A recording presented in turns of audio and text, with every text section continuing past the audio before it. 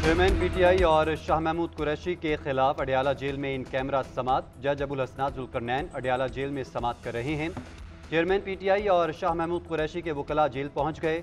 जैन कुरैशी और मेहरबानो भी हमरा। FIA की जानिब से चालान की नकूल चेयरमैन और शाह महमूद को पेश की जाएंगी। FIA ने चालान में दोनों को कसूरवार ठहराया था। PTI की जानिब से 12 वकला को जेल में दाखिले की इजाज़त दी गई। जज अबुल हसनात के ख़त पर वजारत कानून ने जेल ट्रायल का नोटिफिकेशन जारी किया था। तहरीक इंसाफ ने जेल में ट्रायल का फैसला मुस्तरद कर दिया।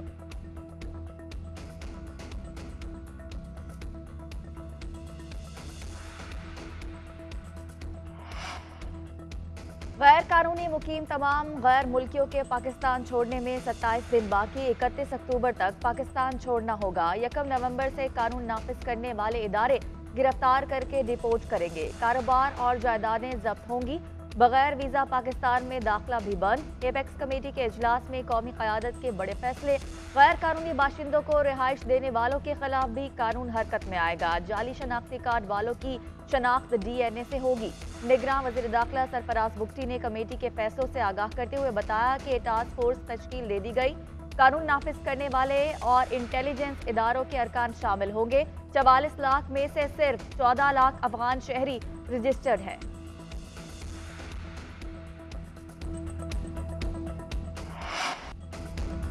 रियासत की रेट कायम करने के लिए किसी भी हद तक जाएंगे। चैलेंजेस का मुकाबला करने के सिवा कोई रास्ता नहीं। पाकिस्तानी शहरी की जानो माल सबसे मुकद्दम है। सिपहसालार का दो टोक मौक़िफ़। अल्लामा इकबाल का शेर भी पढ़ा कि ना समझो कि 2 मिनट जाओगे हिंदुस्तान वालों, तुम्हारी दास्तां तक ना होगी दास्तानों में। एपेक्स कमेटी इजलास में आर्मी चीफ का कहना था दहशतगर्दी के खिलाफ जीरो टॉलरेंस पॉलिसी जारी रहेगी।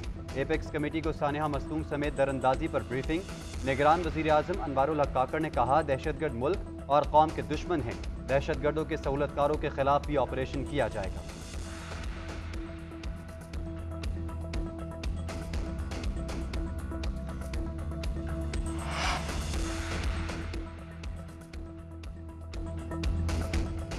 इस्लामाबाद पुलिस का ऑपरेशन 451 गैर कानूनी बाशिंदे गिरफ्तार। मुख्तलिफ थानों में 65 मुकदमा दर्ज। कराची में 750 से ज्यादा अफराद के खिलाफ मुकदमा। सिंध हुकूमत ने गैर मुल्कियों की वापसी के लिए 3 कमेटियां बना दी।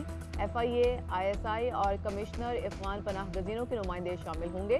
गैर कानूनी तारकीन वतन का डेटा जमा किया जाएगा। कमेटियां मुल्क बदरी और आमद की रोकथाम की जिम्मेदार होंगी। खैबर पख्तूनख्वा में 3911 अफगान मुहाजिरीन गिरफ्तार। 597 ने जाली शनाख्ती कार्ड बनवाए। जांच पड़ताल का अमल शुरू कर दिया गया।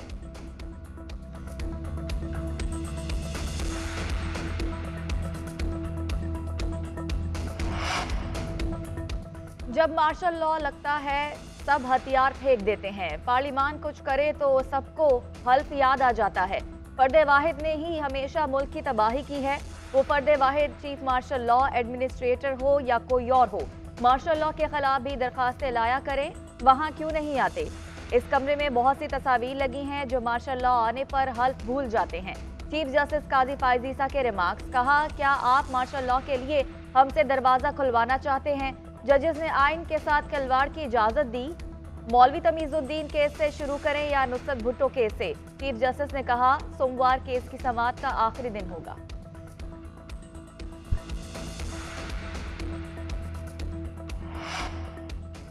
चेयरमैन तहरीक इंसाफ का मामला पाकिस्तान का दाखिली मामला है। पाकिस्तानी हुकूमत ही इस पर जवाब दे सकती है। अमेरिका का व्हाइट हाउस के बाहर पाकिस्तानियों के मुजाहरे से ताल्लुक नहीं।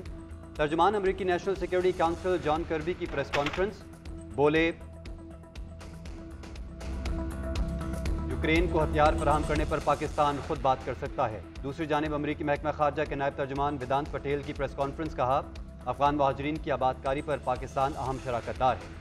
खालिस्तान इजहार राय की आज़ादी का मामला है। हम खालिस्तान के गैर सरकारी रेफरेंडम पर तबसरा नहीं करेंगे।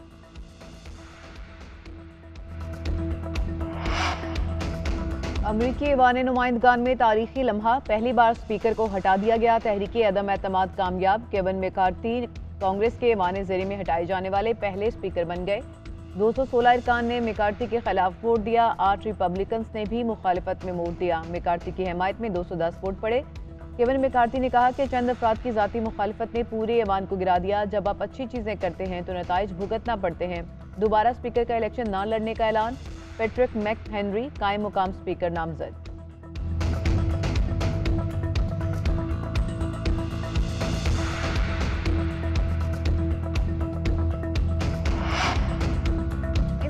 दहशतगर्दी अदालत में जिना हाउस जलाओ घेराव केस की समाअत। पुलिस ने चेयरमैन पीटीआई की बहनों और असद उमर की गिरफ्तारी मांग ली। अदालत ने तफ्तीशी अफसर की सदा मुस्तरद कर दी। असद उमर, अलीमा खान और उस्मा खान की अबूरी जमानत में 16 अक्टूबर तक तौसी। आइंदा समाअत पर स्पेशल प्रोसिक्यूटर से दलाइल तलब। असद उमर को 3 मुकदमात में शामिल तफ्तीश होने का हुक्म दे दिया।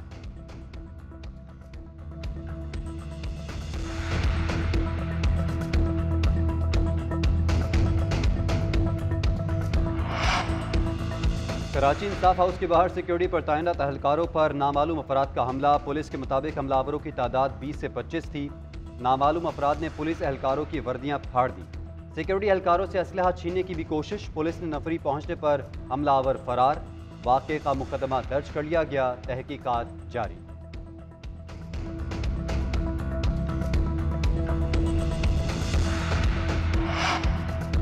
लाहौर में कब्रों से बच्चों की लाशें निकालने वाला मुलजिम गिरफ्तार। पुलिस का कहना है कि मुलजिम ने अब तक 5 बच्चों की लाशें कब्रों से निकाली।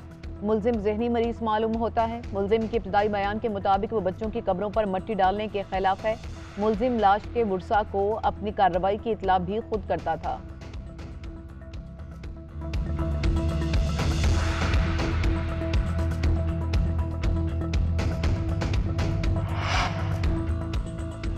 अवाम ने शख्सियत पसंदी और मौरसी सियासत को मुस्तरद कर दिया। हर फर्द, फिरके, खानदानी और शख्सियत पसंदी की सियासत की मजम्मत। अवाम का कहना था कि जमहूरी निज़ाम में हकदारों को आगे आने का मौका मिलना चाहिए। मुल्क की तरक्की के लिए मौरूसियत का खात्मा ज़रूरी है। जहाँ खानदानी सियासत हो वहाँ नजरियात किसी काम के नहीं रहते। इक़्तिदार मिलने के बाद सियासतदान अपने वादे भूल जाते हैं। शख्सियात के बजाय नजरियात को फौकियत देनी चाहिए।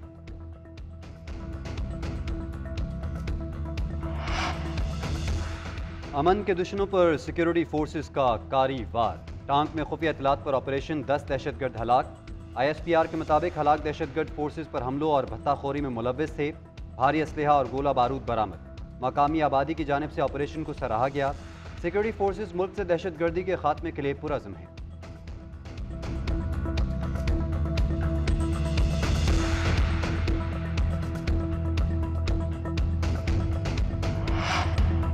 इटली के शहर वेनिस में ट्रैफिक हादसा। सयाहों की बस पुल से नीचे जा गिरी। 21 अफराद हलाक, 20 से जायद जख्मी हो गए। मुकामी मीडिया के मुताबिक बस पुल से नीचे बिजली की तारों पर गिरी, जिससे इसमें आग लग गई। बस में सवार सयाहों में जर्मन और यूक्रेनी शहरी भी थे।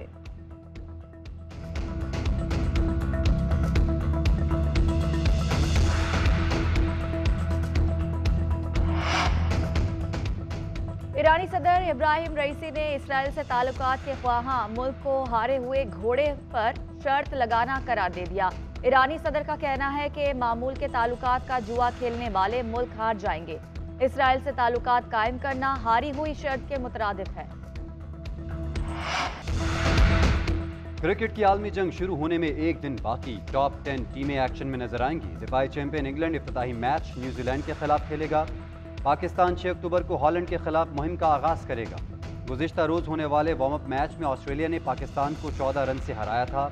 352 रन के ताकुब में कौमी टीम 337 रन बना पाई।